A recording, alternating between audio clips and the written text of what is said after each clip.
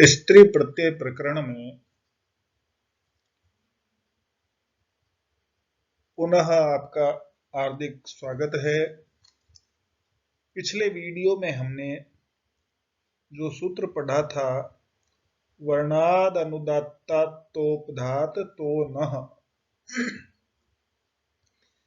इस सूत्र के अनुसार वर्णवाची अर्थात रंगवाची जो अनुदात्तांत तकारोपद शब्द हैं, ऐसे तदंत अनुपसर्जन प्रातिपदिक से परे स्त्रीत्व की विवक्षा में गीप प्रत्यय का विधान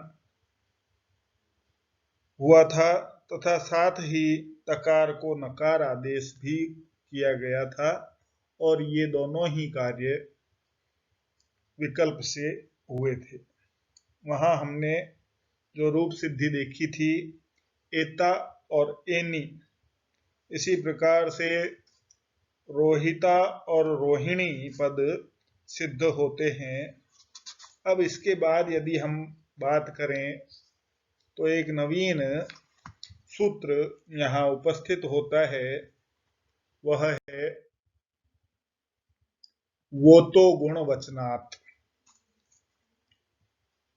वो तो गुणवचनात् का यदि हम वृत्ति देखें तो उदंतात गुणवाचिनो वा गींशात्, अर्थात ह्रस्व उकारांत गुणवाची प्रातिपदिक से स्त्रीत्व की विवक्षा में विकल्प से गींश प्रत्यय होता है।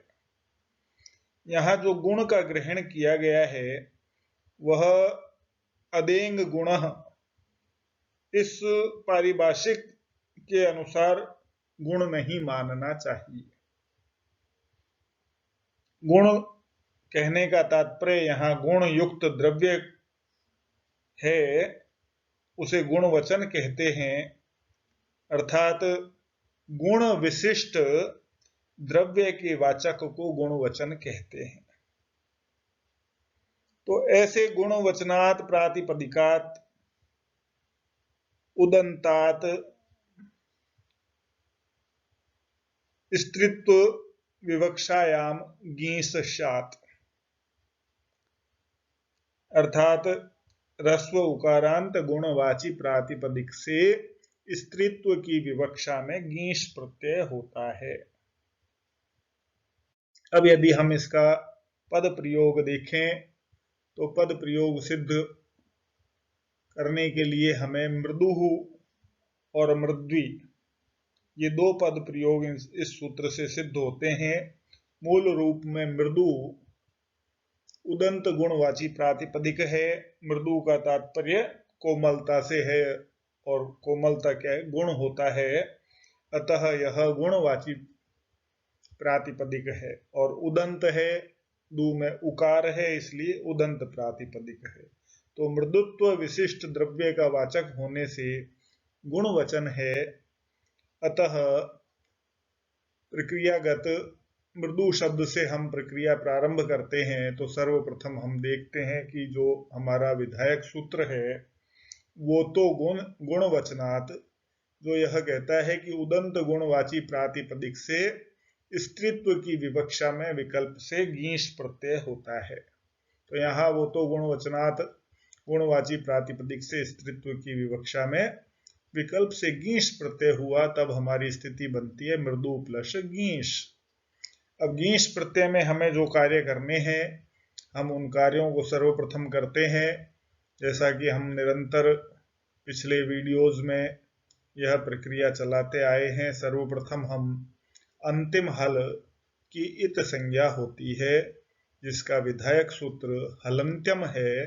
तो गींश प्रत्यय में अंतिम हल वर्ण शकार है, अतः अंतिम हल शकार की यहाँ हलंत्यम सूत्र से इत संज्ञा हुई।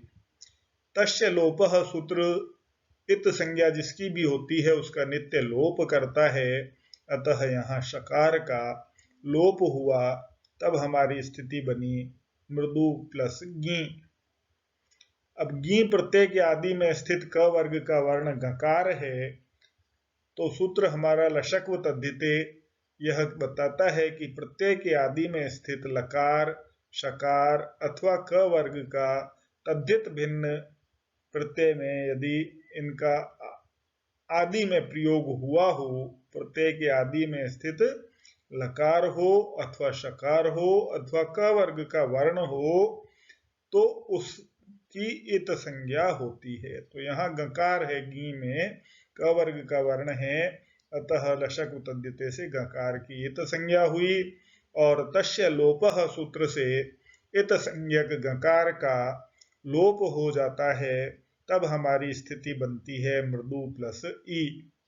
अब यहाँ संधि कार्य होता है, ऊ के बाद में ई वर्ण आया है, तो इको यणची सूत्र हम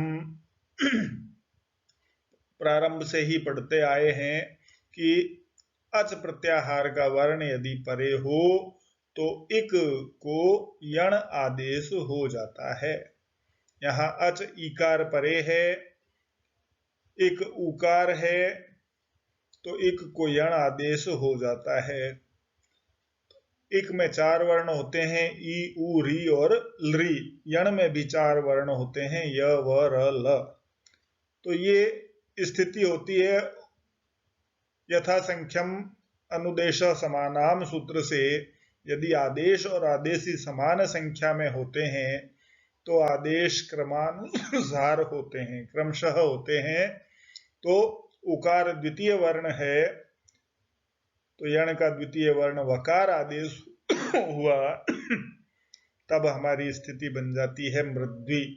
तो विकल्प से मृद्वी शब्द बनता है, और विकल्प भाव की स्थिति में जब वो तो गुणवचनात् सूत्र की प्रवृत्ति नहीं होगी तो हमारा मूल शब्द ही बना रहेगा मृदु। अब ये दोनों शब्द स्त्रीत्ववाची शब्द हैं। अब इनसे पद बनाने की प्रक्रिया हम प्रारंभ करते हैं। तो सर्वप्रथम हम पीछे के वीडियोस में भी इसी प्रक्रिया का अनुसरण करते हुए यहाँ पर भी उसी का अनुसरण करेंगे। तो सर्वप्रथम हमें सुप विभक्तियों की आवश्यकता रहती है। तो सुप विभक्तियों में सर्वप्रथम हम देखते हैं स्वौज, समौट इत्यादि सूत्र के साथ सुपः, प्रत्ययः, परश्च और ज्ञाप प्रातिपदिकात, इन सूत्रों से प्रातिपदिक जो भी हमारी स्थिति बनी है मृदु या मृद्वी से परे द्वयेकयोर द्विवचनैक वचने सूत्र से प्रथमा विभक्ति एक वचन की विवक्षा में सुविभक्ति प्राप्त होती है, तब हमारी स्थिति बनती है मृद्वी अथवा मृदु प्लस सु। अब सु यदि हम देखें तो सु उपदेश है, और उपदेश में अनुनासिक अच की नित्य इत संज्ञा हुआ करती है, जिसके लिए सूत्र बताया गया है उपदेशेज नुनासिक इत। उपदेशे यानी उपदेश में अनुनासिक अच की इत यानी इत संज्ञा होती है। तो उपदेश सु है, सु में अनुनासिक अच ऊकार है, अतः ऊकार की यहाँ इत संज्ञा होती है। इत संज्ञा जहां भी होती है उसका तस्य लोपः सूत्र से नित्य लोप होता है। ऐसी स्थिति में मृद्वी मृदु स्वरूप बनता है। तदुपरांत जैसा हमें ज्ञात है सु, ती और सी का यदि अप्रयुक्त हल शेष रहता है, कहां पर? हलंत, गियंत और आबंत अथवा दीर्घ शब्दों से परे। तो यहां हमारे पास मृद्वी शब्द है, तो मृद्वी शब्द से गियंत शब्द है मृद्वी, तो गियंत मृद्वी शब्द से परे सु के अप्रयुक्त हल सकार का लोप हो जाता है, तब हमारी स्थिति विकल्प के रूप में मृद्वी यह पद प्रयोग सिद्ध होता है। और विकल्प अभाव में जब हम बात करेंगे तो जो हमारा मृदु शब्द है उससे सुविभक्ति प्राप्त करने पर जो उपदेशेज नुनासिक इत से सु के ऊ की इत संज्ञा होती है, तदुपरांत हमारी स्थिति शेष रहती है मृदु प्लस स। अब इस अवस्था में हम आगे कार्य यदि देखें तो जैसा कि हम जानते हैं अन्यत्र जहां भी सकार रहता है पद के अंत में, ऐसे सकार को नित्य विसर्ग आदेश होता है और विसर्ग करने की यह प्रक्रिया चलती है। सर्वप्रथम जो सूत्र उसमें प्रवृत्त होता है वह है ससजुसो रू। पदांत सकार को नित्य रू आदेश होता है। तो मृदु प्लस स जो स्थिति थी उसमें सकार पद के अंत में था, अतः उस पदांत सकार को रू आदेश हुआ, तब हमारी स्थिति बनी मृदु रू। अब रू में भी हम जैसा जानते हैं अनुनासिक अच है, उपदेश है, क्योंकि सूत्र से प्राप्त हुआ है रू, अतः उपदेश है। तो उपदेश में स्थित अनुनासिक अच की इत संज्ञा होती है उपदेशेज नुनासिक इत सूत्र से। तो उपदेशेज नुनासिक इत सूत्र से अनुनासिक अच ऊंकार की रू के ऊंकार की इत संज्ञा हो जाती है। तस्य लोपः से उसका लोप हो जाता है, तब हमारी स्थिति बनती है मृदु र। अब र चूंकि विराम में स्थित है और विराम में स्थित रेफ की क्या होती है, अवसान संज्ञा होती है।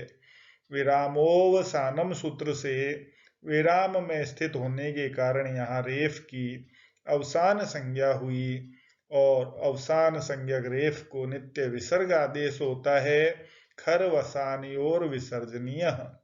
खर वसानयोर विसर्जनीय यदि सूत्र का अर्थ हम देखें तो दो अवस्थाओं में ये रेफ को विसर्ग करता है, या तो खर प्रत्याहार का वर्ण रेफ से परे हो अथवा अवसान संज्ञक रेफ हो। खर वसानयो इसीलिए षष्ठी विभक्ति द्विवचन का प्रयोग है, या सप्तमी विभक्ति का भी है, तो यहाँ पर सप्तमी विभक्ति में प्रयोग है इसका।